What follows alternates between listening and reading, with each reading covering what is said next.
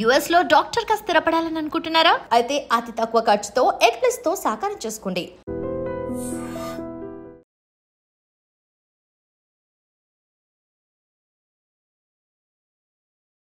నమస్తే, welcome to I dream talking point with కవిత.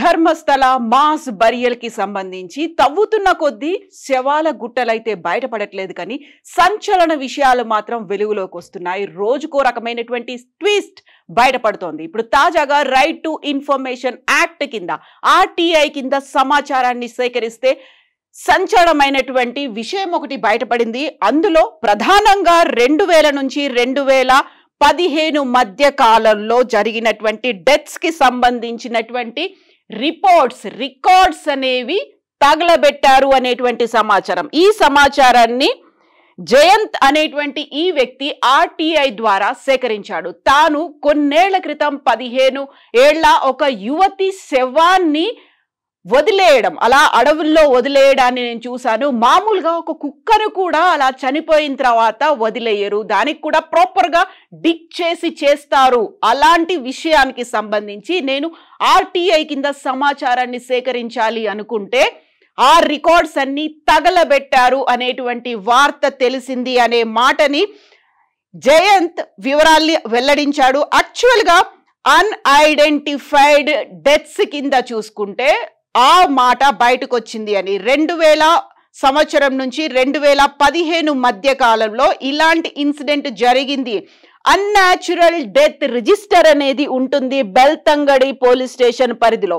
2000 నుంచి 2015 మధ్యలో జరిగినటువంటి, మామూలుగా అయితే ఇప్పటిదాకా మనం వింటుంది అన్యాచురల్ గా డెత్స్ అనేవి జరిగాయి, అన్ఐడెంటిఫైడ్ బాడీస్ ఉన్నాయి అనేది. అన్యాచురల్ డెత్ రిజిస్టర్ ని మెయింటైన్ చేయాలి అక్కడ ఉన్నటువంటి బెల్తంగడి తాలూకాలో ఉన్నటువంటి పోలీస్ స్టేషన్. అయితే 2000 నుంచి 2015 మధ్యలో ఒక పోలీస్ అధికారి ఆ రిజిస్టర్ ని తగలబెట్టాడు అనేటువంటి మాటని ఆర్టీఐ ద్వారా జయంతికి అందింది. ఇప్పుడు ఒక భీమా అనే ఒక పేరు మార్చారు ఆ వ్యక్తికి, ఎవరైతే మాజీ పారిశుద్ధ్య కార్మికుడు ఉన్నాడో ఆయన. తర్వాత సెకండ్ విక్టిమ్ జయంత్ ఇప్పుడు బయటకు వచ్చారు, తను మాట్లాడుతున్నాడు. సిట్ ముందు ఒక కంప్లైంట్ కూడా చేశారు. ఆర్టీఐ ఇన్ఫర్మేషన్ వచ్చిన తర్వాత వాటన్నిటిని తగలబెట్టారు. ఎవరెవరైతే చనిపోయారో అన్యాచురల్ గా చనిపోయినటువంటి డెత్ రిజిస్టర్ తగలబెట్టారు. బట్ ఇప్పుడు ఉన్నటువంటి లేటెస్ట్ టెక్నాలజీ మనకి డేటా అనేది ఆన్లైన్ లో అవైలబుల్ గా ఉండాల్సినటువంటి అవసరం ఉంది. డేటాను ఆన్లైన్ లో పెట్టకుండానే ఎందుకని తగలబెట్టారు అంటే అక్కడ రాజకీయంగా ఏమైనా ప్రోద్బలం ఉందా? అక్కడ పోలీస్ అండదండలు ఉన్నాయి, రాజకీయ ప్రోద్బలం ఉంది. అక్కడ ఉన్నటువంటి భూస్వాములు కావచ్చు, లేకుంటే ధర్మస్థల తీర్థక్షేత్ర ట్రస్ట్ ఆధ్వర్యంలోనే ఇలాంటి వ్యవహారాలన్నీ జరుగుతున్నాయని ముందు నుంచి విజిల్ బ్లోవర్స్, అక్కడ ఉన్నటువంటి సోషల్ యాక్టివిస్టులు చెప్తూ వస్తున్నారు.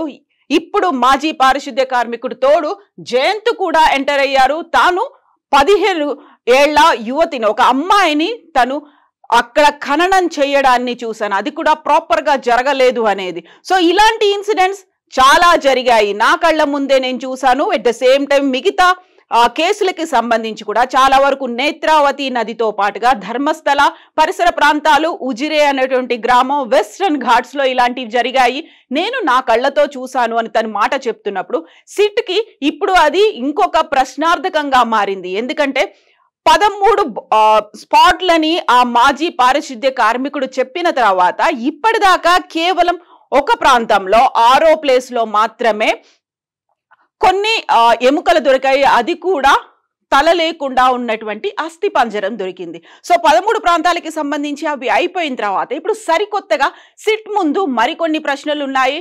బట్ అనుమానాలు మాత్రం అక్కడ ఉన్నటువంటి స్థానికుల్లో విపరీతంగా కలుగుతున్నాయి.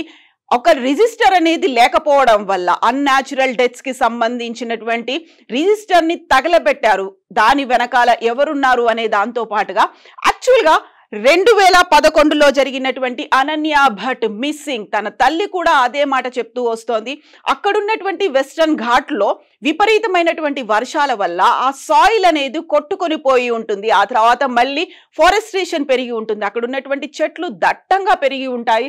11-12 ఏళ్ల కాలం తర్వాత అక్కడ ఉన్నటువంటి పరిసరాలన్నీ మారిపోయి ఉంటాయి కదా. అందుకని లేటెస్ట్ జీపీఆర్ ని యూస్ చేసుకొని మాత్రమే, గ్రౌండ్ పెనెట్రేటింగ్ రాడార్స్ ని యూస్ చేసుకోవాలి సిట్ అనే మాటని అనన్య భట్ తల్లి ఇప్పుడు తీవ్రంగా చెప్తోంది. దానికి సంబంధించి విజిల్ బ్లోయర్స్ కూడా అదే మాట చెప్తున్నారు. ఇప్పుడు మామూలుగానే ఇన్నేళ్ల కాలం అనేసరికి అక్కడ ఉన్నటువంటి పరిసరాలన్నీ మారిపోయి ఉంటాయి. అందులోనూ విపరీతమైనటువంటి వర్షాలు, వరదలు ఉండేటువంటి దట్టమైనటువంటి అడవి ప్రాంతం కాబట్టి అక్కడ ఆ సాయిల్ అనేది కొట్టుకుపోయి ఉంటుంది. ఎట్ ద సేమ్ టైం తను చెప్పినటువంటి ప్రాంతంలోనే విపరీతమైనటువంటి చెట్లు కూడా పెరిగి ఉంటాయి కాబట్టి ఆ లొకేషన్స్ అనేవి మిస్ మ్యాచ్ అయ్యేటువంటి ఛాన్స్ ఉంది. కాబట్టి జీపీఆర్ ని యూజ్ చేసుకొని, ఇప్పుడు లేటెస్ట్ టెక్నాలజీని యూజ్ చేసుకొని ఐడెంటిఫై చేయాల్సినటువంటి అవసరం ఉంది అనేటువంటి మాట అనన్య భట్ తల్లి కూడా చెప్తోంది. ఎట్ ద సేమ్ టైం ఇప్పుడు ఈ ఇష్యూ జరిగిన తర్వాత సరికొత్తగా వస్తున్నటువంటి అనుమానాలు ఎందుకని వందల సంఖ్యలో ఉంటాయని చెప్పినప్పటికీ అక్కడున్నటువంటి స్థానికులు ధర్మస్థల పుణ్యక్షేత్రంతో పాటుగా ఆ ప్రాంతంతో పాటుగా ఉజీరేలో ఉన్నటువంటి స్థానికులు కూడా అదే మాట చెప్తున్నారు. వందల సంఖ్యలో జరిగాయి, దశాబ్దాలుగా మేము ఇది చూస్తూనే ఉన్నాము అని చెప్పిన తర్వాత సో ఇప్పటికైతే 20 పారిశుద్ధ్య కార్మికులతో పాటుగా అక్కడ ఉన్నటువంటి అధికారులు, సిట్లో ఉన్నటువంటి బృందము అందరూ కలిసి దర్యాప్తు చేస్తున్నారు. తను చెప్పినటువంటి 13 ప్రాంతాల్లో డిగ్గింగ్ అనేది అయితే జరుగుతోంది. ఎక్స్కవేషన్ జరిగినప్పటికి కూడా ఒక్క చోట కూడా దొరకకపోవడానికి కారణాలేంటి? దానికి కారణం జీపీఆర్ వల్లే, అది లొకేషన్స్ మారిపోయి ఉండడం వల్లే అనేటువంటి వాదనతో పాటుగా బోల్డ్ అంతా వెనకాల జరగాల్సినటువంటి తతంగం ఏదో జరిగింది. వారి మీద తీవ్రమైనటువంటి ఒత్తిడి కూడా ఉంది. ఇలాంటి ఇష్యూస్ బయటికి రాకుండా ముందు నుంచి చెప్తున్నటువంటి మాటే అది. యాక్చువల్ గా ధర్మస్థల తీర్థక్షేత్ర ట్రస్ట్ కూడా రాజకీయంగా అండదండలున్నాయి. ఎట్ ద సేమ్ టైం అక్కడ ఉన్నటువంటి భూస్వాములు, ధనస్వాములు, పవర్ ఉన్నటువంటి లీడర్స్ వీళ్ళందరికీ సంబంధించి కూడా అటు పోలీస్ కావచ్చు, ఇటు అధికారులు కావచ్చు, ఇటు రాజకీయ నాయకులు కావచ్చు, అండదండల వల్లే ఇలాంటి మతలబులు అనేవి ఇప్పటిదాకా జరిగాయి. బయటికి రానటువంటి రహస్యాలు బోల్డ్ అన్ని ఉన్నాయి అనేది. అటు భీమాతో పాటుగా ఇప్పుడు జయంత్ కూడా బయటికి వచ్చిన తర్వాత నేను సహకరిస్తాను, కావాల్సినటువంటి ఇన్ఫర్మేషన్ అంతా ఇస్తాను అని చెప్పినప్పుడు కూడా ఇప్పటికీ రాకపోవడం. సో గతంలోనే ఇలా ఒక పోలీస్ అధికారి ఆ రికార్డ్స్ అన్నిటిని తగలబెట్టాడు అనేది ఇంత ఆలస్యంగా చెప్పిన తర్వాత 2000 నుంచి 2015 మధ్య కాలం అంటే 10 ఏళ్ల తర్వాత ఇష్యూ బయటపడింది. కాబట్టి ఇప్పుడు ప్రభుత్వానికి ఒక పారదర్శకతను నిరూపించుకోవాల్సినటువంటి అవసరం అయితే ఉంది. ఎక్కడెక్కడ ఎంతమంది మిస్ అయిపోయారు? మిస్ అయిన వాళ్ళంతా చనిపోయారా? వాళ్ళంతా అత్యాచార బాధితులేనా? వాళ్ళు హత్య చేయబడ్డారా? ఎట్ ద సేమ్ టైం వాళ్ళందరినీ ఎక్కడెక్కడ తగలబెట్టారు, లేకుంటే ఎక్కడ ఖననం చేశారు? నేత్రావతి నది ఒడ్డులో ఎక్కడైనా విసిరేశారా? గతంలోనే చాలా వరకు చెప్పారు. అక్కడ ఉన్నటువంటి తోడేళ్లు కావచ్చు, నక్కలు కావచ్చు, అడవిలో ఉన్నటువంటి క్రూర జంతువులు ఆ డెడ్ బాడీస్ ని పీక్కు తిన్నాయి అనేటువంటి మాట.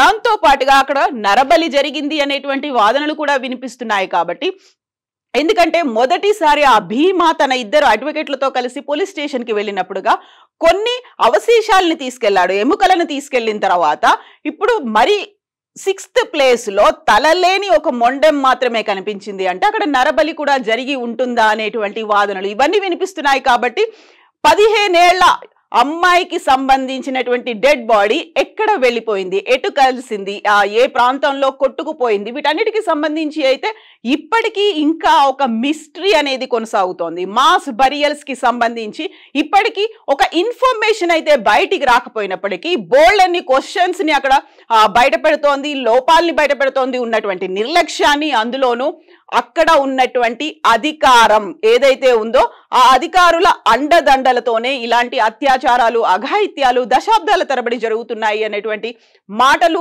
ఆరోపణలు కూడా వినిపిస్తున్నాయి. సో ఇప్పుడు సరికొత్తగా గ్రౌండ్ పెనిట్రేటింగ్ రాడార్ ని ఉపయోగిస్తారా, లేటెస్ట్ టెక్నాలజీని ఉపయోగించి చేస్తారా? యాక్చువల్ గా ఆ అధికారి ఎవరు అనేటువంటి వివరాలు కూడా బయటికి రాకపోయినప్పటికీ సో కర్ణాటక రాష్ట్ర ప్రభుత్వం ఏం చేయబోతుంది? ఒక సిట్ను అయితే ఏర్పాటు చేసింది. సిట్ ఆ 13 ప్రాంతాల్లో తవ్విన తర్వాత ఒకవేళ ఏమీ రాకపోతే నెక్స్ట్ ఫర్దర్ గా ఏం చేస్తారు? కేసుని క్లోజ్ చేసేస్తారా? ఏమీ జరగలేదు అనే మాట చెప్తారా? ధర్మస్థల తీర్థక్షేత్ర ట్రస్ట్ వాళ్ళకి ఎలాంటి సంబంధం లేదు అనే మాట చెప్తూ ఉంటారా? లేకుంటే అక్కడ వినిపిస్తున్న అనుమానాలన్నీ కేవలం అపోహలు మాత్రమే అనేటువంటి మాట బయటకు వస్తుందా? బోల్డని క్వశ్చన్ మార్క్స్ ఉన్నాయి. ఆన్సర్స్ అనేవి ఆ భీమా లేకపోతే జయంత్ ద్వారా ఆ సాక్ష్యాలను సేకరించిన తర్వాత అధికారులే బయట పెట్టాల్సినటువంటి అవసరం ఉంది. ఈ మొత్తం ఎపిసోడ్ లో డే బై డే జరుగుతున్నటువంటి కార్యక్రమాలు, వస్తున్నటువంటి అప్డేట్స్, క్వశ్చన్ మార్క్స్ గా మిగిలిపోయినటువంటి ఈ విభిన్నమైనటువంటి అంశాలకు సంబంధించి మీరేమనుకుంటున్నారో కామెంట్స్ రూపంలో తెలియచేయండి. నిజంగా ప్రస్తుతం ఉన్నటువంటి సమాజం దేనికి ప్రయారిటీ ఇస్తుంది? ఆర్థిక సంబంధాల చుట్టూ మాత్రమే తిరుగుతోంది. మళ్ళీ ఎన్నికలంగానే చాలా విరక్తి కలుగుతున్నాం. మంచి అనిపిస్తుంది కదా, లేడీస్ కూడా ఛాలెంజింగ్ జాబ్స్ చేసినప్పుడు చాలా బాగుంటది. ఫుడ్ డెలివరీ ఇవ్వటానికి వెళ్ళినటువంటి డెలివరీ బాయ్ అనిల్ పై కళ్ళ ముందు